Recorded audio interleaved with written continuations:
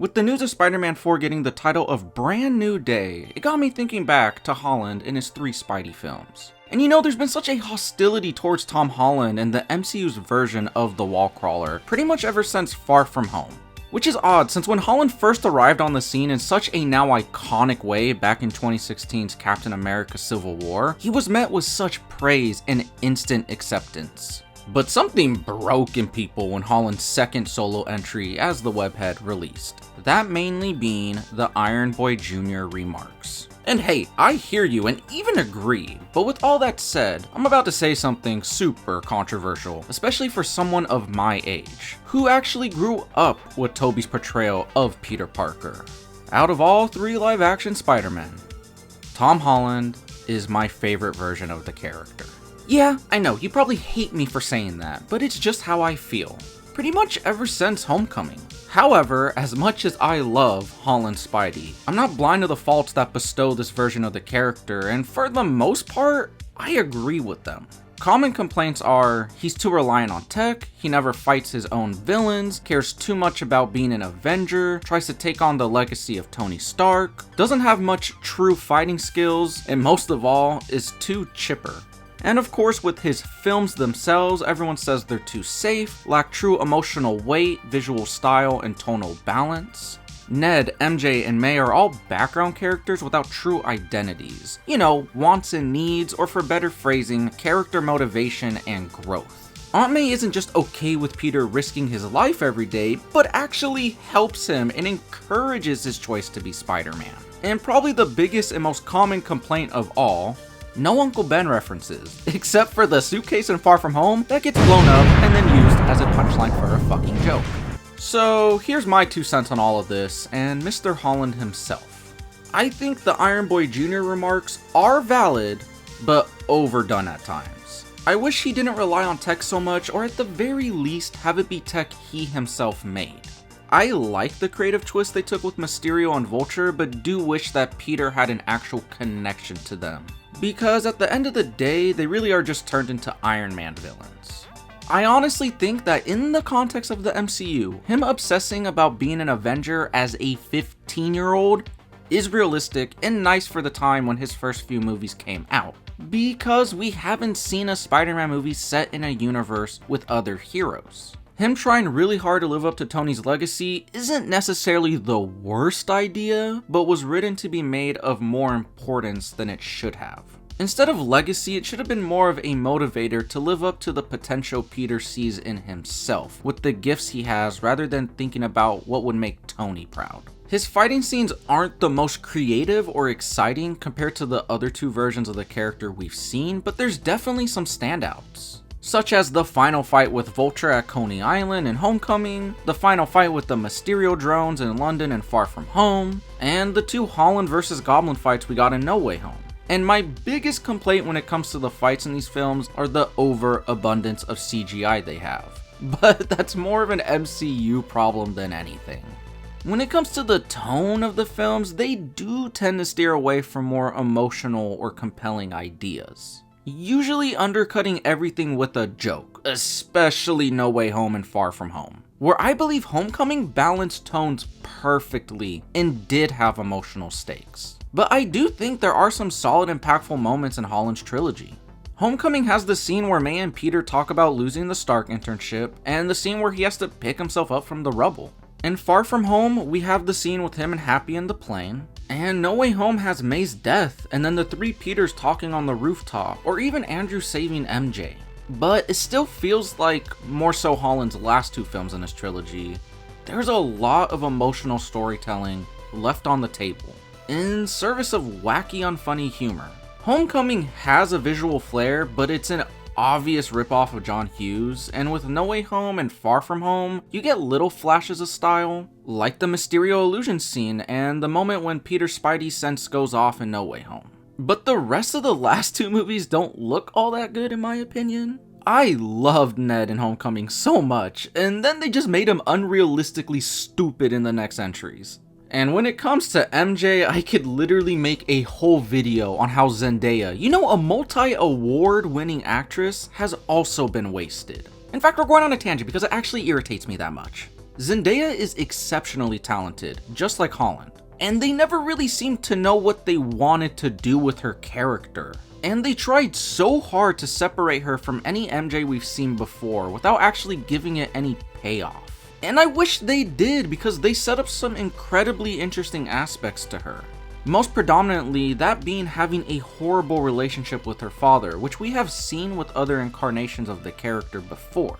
And this could have been the chance to really flesh that out. But now we have 3 movies with the character and somehow still don't know a single thing about her, which is disappointing. And leads me right back to Ned and Aunt May and yeah, MJ. We have no idea who these people are without Peter. In Raimi's original trilogy, MJ and Harry each had their own wants and dreams.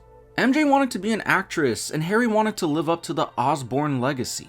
We saw their failures and we saw their triumphs. But most importantly, we saw them grow and saw who they were without Peter, but as actual individuals. We never get that with our side characters in the Holland films. Continuing on, of course the lack of Ben has always bothered me, but the 2 things I get the most aggravated by in these films, besides the constant undercutting of emotional depth, which is my #1 issue, which is the fact that May has no objections to Peter risking his life every day, and how this version of Peter doesn't really have an edge to him. I feel like the May thing is self-explanatory, so I'm not even gonna bother going into that. Same with the emotional undercutting, but there is one thing. One very important thing I want to bring up that made me really want to make this video. That being, the lack of an edge to Tom Spidey. Now what do I mean by that?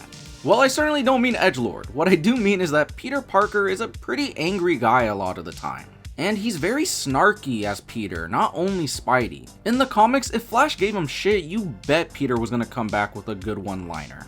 There's always this undercurrent of constant pain you see in Peter, same as a character like Daredevil. But the difference is Peter's always trying to hold it back, whereas Matt wears it on his sleeve. Peter is in a perpetual battle for his emotions, never trying to let them win. But here's why I love him so much, and why everybody loves him so much. He loses that battle over and over again. He makes mistakes. He acts of pure emotion. He rages out. He isn't a perfect hero. He's not Superman. He's not Captain America. He is a person that has trouble putting his emotions away at times. And it gets the better of his judgment, just like all of us. But even through all of his misfortune and mistakes, he gets back up again and keeps fighting. And the main reason Spider-Man is known for his quips is because deep down inside, it's his way of coping with his emotional turmoils. Peter is a sad character. Now, Holland's portrayal of Parker has been one of mostly breezy, chipper attitude, and for Homecoming and Far From Home, it worked really well. But by the time we got to No Way Home, I was expecting to finally get a really serious Peter, and we got more of the same. And no, him being serious for 2 or 3 scenes doesn't make him a serious character or make it a serious movie. But since we are talking about those few moments in No Way Home, I think that's when Holland shines the most. Because I genuinely think, and I know you're gonna laugh at me, Holland is one of the best actors of his generation. He just hasn't been given the opportunity to fully showcase his range as an actor. But you clearly see it there. In fact, his best performance is in a movie called The Devil All the Time, but I don't think a lot of people watched it because it's a Netflix original that came out a few years back and just got dumped on the platform without much of a marketing push, pretty much like everything else on their service. And in that film, Holland plays a character who is extremely broken and angry, out to get revenge. And yeah, it's a bit too much anger I'd like to see in a Peter Parker portrayal. Well, I guess it depends on the type of story. But anyways, it showed me what I already knew about Holland. He can go to those dark and bitter places. He can stretch his talent far and wide. But for some reason, he keeps getting projects that aren't allowing him to flex those acting chops. And the other 2 times out of The Devil All the Time where he gets more juicy roles, the projects themselves are not very good. I'm mainly looking at Cherry and The Crowded Room. But the funny thing is, even through the negative reviews, the one constant positive is that Holland shines through it all. This is a guy who cares deeply about the projects he works on and gives it 120%. He doesn't just clock into work. My man puts in every ounce of himself that he can, physically and emotionally. He's an actor that gets shit on a lot for no real good reason, where multiple times he's had to go off of social media to get away from it all. And look, does a multi-million-dollar celebrity need me defending them? No. But the thing is, honestly, he doesn't seem like your everyday Hollywood elitist. And yeah, I get it. Just because you see everything a person posts online doesn't actually mean you know them. But Holland has constantly shown his separation from all the nonsense of Hollywood. He doesn't go to big parties or even really go to red carpet events unless it's for a project of his or his little shoddy boo thing. Which when he does go to events for her, he makes sure to allow her to have the spotlight because he's not fame hungry like all the others in his profession. He comes off as a genuinely down-to-earth, humble guy who just happens to be a big celebrity, and who also happens to play one of the most beloved fictional characters of all time. So with all that said, I think Marvel has truly wasted Tom's talent, where you get to see a glimmer of his true greatness, but he never really got a script that allows him to truly flourish for an entire film in the way I'd love to see him do. And they've suppressed his Peter Parker, the one I love the most mind you, to a stumbling, awkward, and lovable, might I add, version of Peter that needs more of that emotional edge. So what would I like to see for good old Spidey and Tom in the future?